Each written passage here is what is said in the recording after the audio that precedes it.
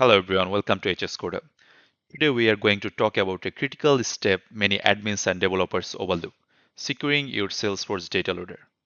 In just a few minutes, you'll learn how to protect your org from rock tool and unauthorized access by using a unique consumer key. First, let's look at the default keys that being shipped with Salesforce data loader. Every copy of Dataloader uses the same two public consumer keys. One is Dataloader Partner for SOAP API, and another one is Dataloader Bulk for Bulk API. These keys are shared globally, which means any tool can impersonate Dataloader. So when you log in, the key I just showed that is passed from Dataloader to Salesforce. So if a imposter tool uses the same key, Salesforce actually can't tell the difference between them. And if a user enters valid credentials and the rock tool gets a legitimate token and full access under that user's permission, Salesforce actually can't differentiate whether there's actually the imposter app or the actual data loader app. The solution is simple. Create your own external client app that gives your org a unique consumer key. Once you configure your data loader with your key and block the defaults, only your trusted app can log in and the rock tools are stopped at the door. So now let me demonstrate to you how you can secure your data loader using a external client app. Alright, so before we go deeper, I will suggest you to download the latest data loader from this site, developer.salesforce.com/tools/dataloader. And I can see the latest version is 64.0.2. So you should download whichever is available to you at the time you watch this video. Alright, I have data loader authorized with my production org, and now I'll be inserting some data. So this is the usual process we do. We just install data loader, we just authorize our production or sandbox, then we just insert data, right? So this is the usual flow I'm showing. And I'll select one CSV. This CSV contains some accounts. The relationship mapping is fine, only it is inserting the name field, then hit finish.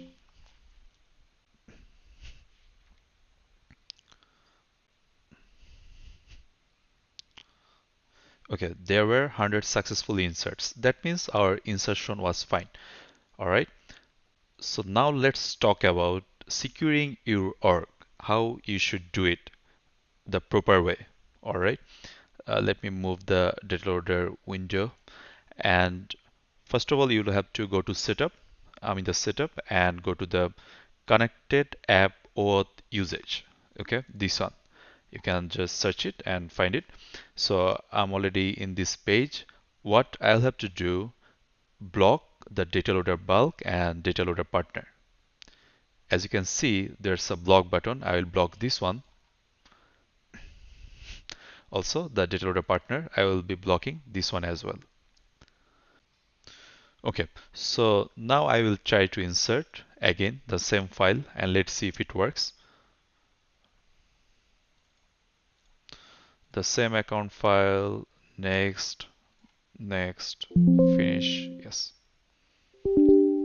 So now you can see there's a invalid session IG error because what's actually going on if I go to the settings and what I'm passing in the SOAP API, the Dataloader Partner UI, this is the consumer key.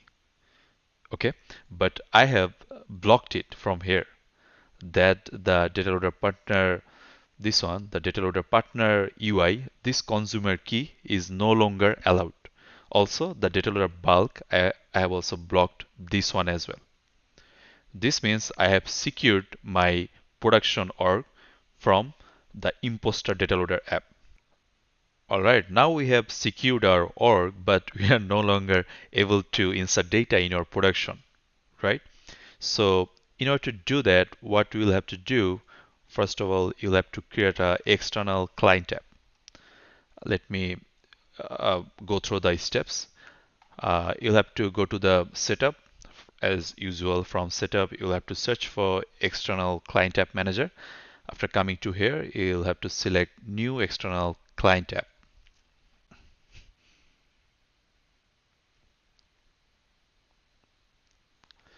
Okay, so I will give it a name, for example, data loader Salesforce. Just for the sake of the demonstration, random email, and this will be blank as it is. Regarding the auth scopes, I have selected perform request at any time and manage user data by APIs. For the other configuration, I will just deselect this one, require secret for web server flow. This one isn't needed, and rest of the options I will keep as it is. So I'll be hitting the create button. It will create the external client tab. As you can see, it's successful. Now what I'll have to do, I'll have to search for the consumer key in here, app settings. If I select this one, I can get the consumer key 7783. Verify. So this is the consumer key I got. What I'll be doing, I will copy it and go back to my data loader, go to settings, and from here I'll just paste and hit OK. Okay, so now let's see. Now I will try to insert again. Hit insert.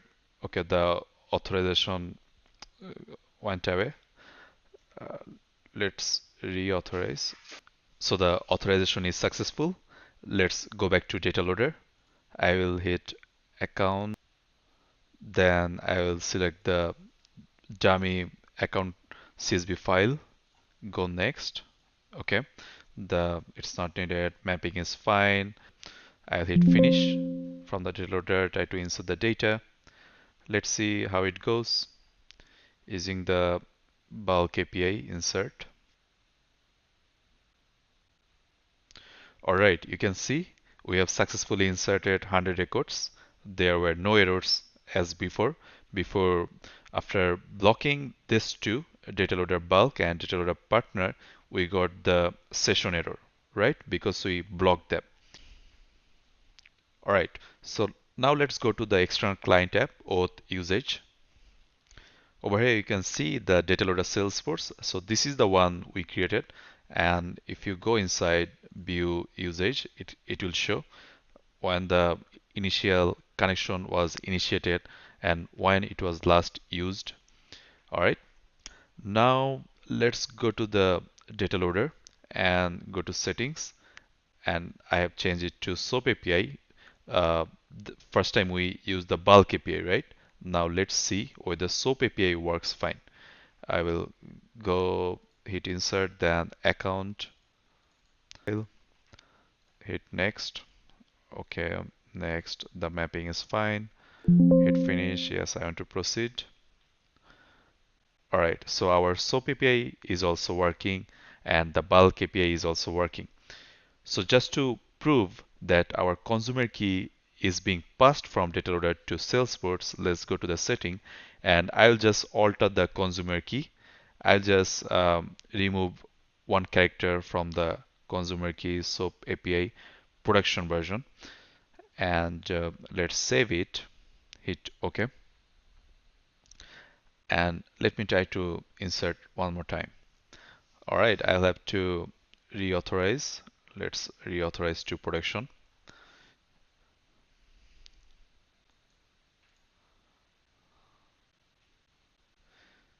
The login isn't even working. If I cancel it and go back, put the value over there, back, and OK. Try to insert, hit login to production. Now it's working. So that means the consumer key is being matched with production and with the data loader. If it's not matched, it won't work. I hope you got the point. So that's it. You have locked down data loader with your own consumer key. You have blocked the public keys is being used in the Salesforce data loader.